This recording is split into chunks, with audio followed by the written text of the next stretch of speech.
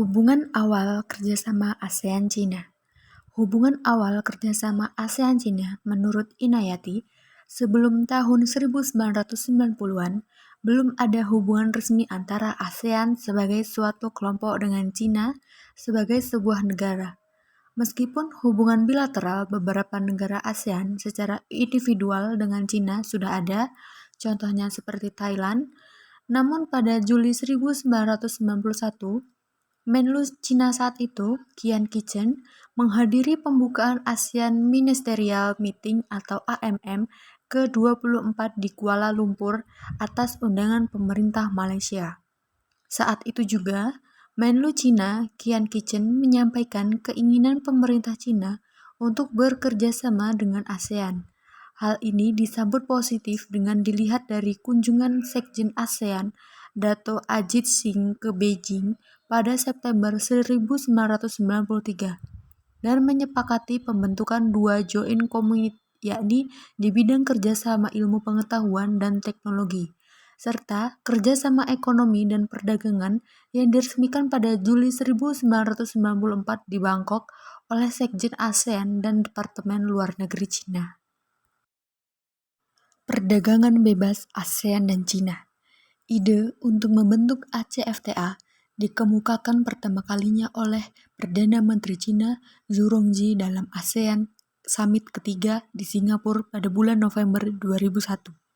Oleh karena itu, menurut Yu, dibentuklah kelompok ahli dari kedua belah pihak yang disebut ASEAN China Expert Group guna mempelajari kemungkinan terbentuknya ACFTA. Pada tahun 2002, kelompok ahli ini mengemukakan temuannya antara lain bahwa pembentukan ACFTA dalam jangka waktu 10 tahun akan menciptakan kawasan ekonomi dengan populasi 1,7 miliar penduduk dengan total GDP (Gross Domestic Product) regional mencapai 2 triliun dolar Amerika Serikat dengan total perdagangan di antara keduanya diperkirakan 1,23 triliun dolar Amerika Serikat. Maka pada ASEAN Cina Summit ke-6 tahun 2002 di Kamboja, para pemimpin ASEAN dan Perdana Menteri Cina Zhu Rongji menandatangani Framework Agreement of Comprehensive Economic Cooperation. Kerangka ini merupakan landasan bagi kerjasama perdagangan dalam sebuah kawasan perdagangan bebas ASEAN-Cina yang ditargetkan bisa dicapai pada tahun 2010 untuk ASEAN Summit ke-6. Brunei, Filipina, Indonesia, Malaysia, Singapura, dan Thailand. Dan tahun 2015 untuk ASEAN CMLV, Kamboja, Myanmar, Laos, Vietnam.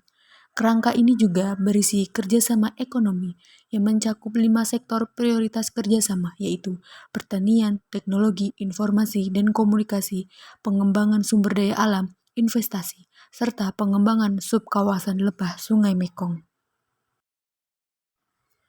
Dampak perdagangan bebas ASEAN-Cina terhadap petani di Indonesia. Pada saat ini, kita dapat melihat membanjirnya produk-produk pertanian impor di pasar tradisional maupun pasar swalayan.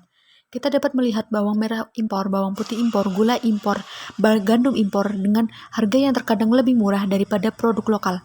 Hal ini tentunya menjadi polemik bagi petani Indonesia. Dampak yang paling utama dirasakan oleh petani ialah membanjirnya produk impor hingga menyaingi bahkan mengalahkan penjualan produk lokal. Menumpuknya produk impor ini menyebabkan tidak imbangnya harga jual produk lokal dengan biaya produksi yang telah dikeluarkan. Kondisi petani kecil Indonesia saat ini yang pertama, kondisi dasar petani yang sudah miskin karena warisan struktural dan kolonial. Rata-rata petani kecil di Indonesia mempunyai lahan yang sempit kurang dari 0,3 hektar. Yang kedua, kondisi pada poin pertama ditambah parah dengan kebijakan dalam negeri pemerintah yang kurang berpihak kepada petani. Yang ketiga, petani kecil dihadapkan pada raksasa globalisasi berupa perdagangan bebas yang menuntut petani bersaing dengan produk-produk luar negeri.